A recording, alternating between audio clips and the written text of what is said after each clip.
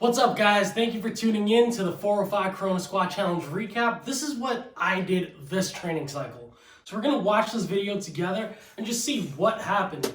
So with every week, how I started was a heavy top set with a belt. This is the only time that I do use a belt because all my back off works beltless for higher reps. It's harder to do a lot of reps with a belt on, I find.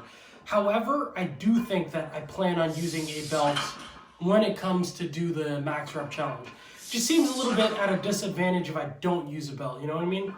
So over here we got 445 for a setup. Of this week, I got 4x12. This is about to be rough. I don't feel too good either. My asthma's been acting up. It's nothing coronavirus related. It's just my breathing acts up like this like maybe once every year. It's probably the allergies as well. But you know what? Fuck it. We committed to it. So 4x12, I'm gonna try to rest 2 minutes in between and just keep the ball rolling. All right, let's do this. Yeah, so for the majority of this training block, I was actually pretty gassed, hard to breathe, tightness in the chest. So yeah, this was not easy getting through 4 sets.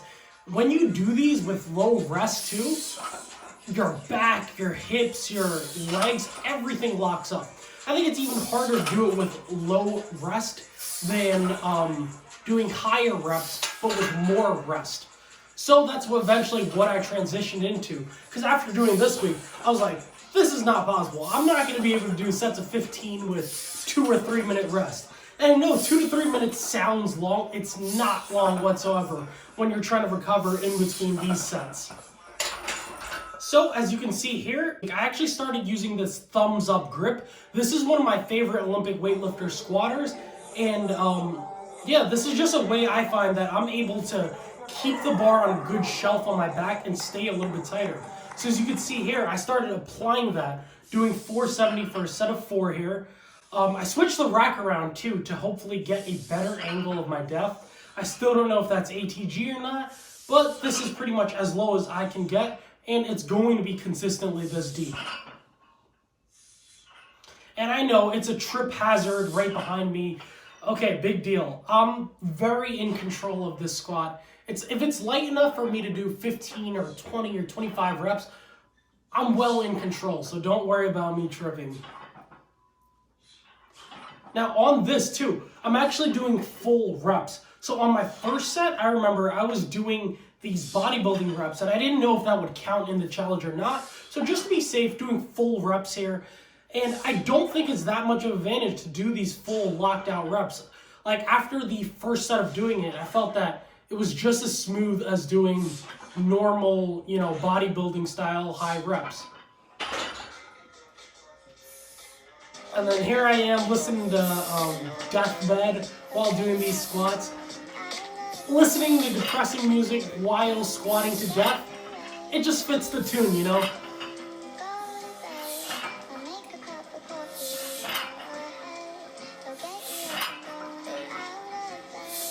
Yeah, this song is depressing. If you listen to these lyrics, he's talking about how, he's not going to be there after he's going to die soon, he's on his deathbed. He's not going to be able to see his girl raise her kids with another man.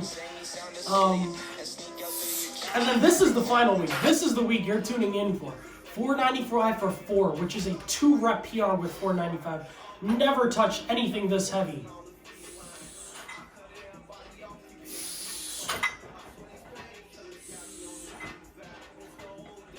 Yeah, but even then, you could see that bar speed is fast with high bar. There's no grind in that high bar. This was the grindiest rep, and that was not even grind.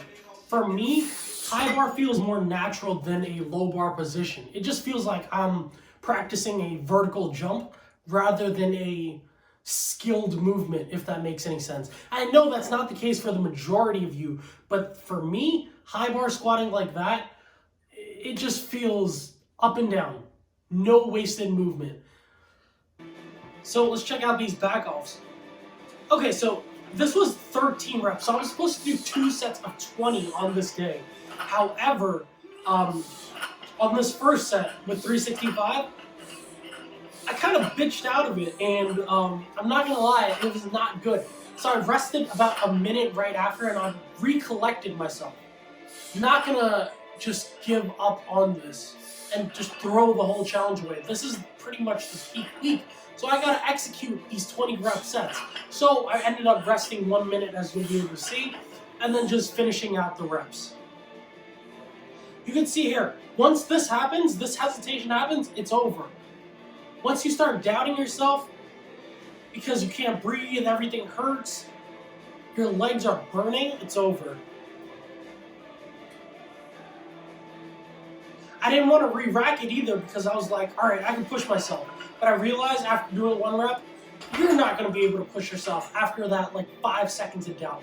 It's got to be nonstop. You cannot let your mind creep in. So yeah, this is that cluster set, so to say, where I finished it right up.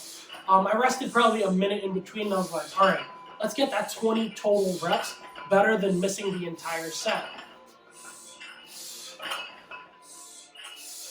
And as you can see here, it's still fast. It's not that it was hard. It was just the mental doubts in your head. So this was the peak set of this whole damn, prep for this Corona Squat Challenge. 385 beltless for a set of 20. So I'm gonna just let you guys watch this.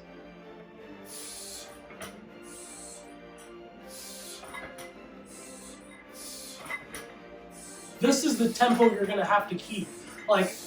You cannot be thinking in between reps. I wouldn't say it's 100% brace either. It's probably like an 80% brace and just go. I can't spend 5 seconds at the top trying to get as tight as possible. That'd be if I spent 5 seconds at the top for 20 reps, that'd be 100 seconds at the top, and it's just not gonna happen. Man, this set kind of scares me because I am going to be completing the 405 for reps tomorrow. And man, this was hard. But the one thing I am very confident about is that I am way more conditioned.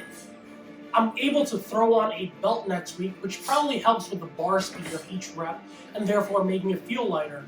And also, I've done the 20s. I can endure it with 385. So best believe when I put on 405 on the bar tomorrow, I'm gonna get 25 reps.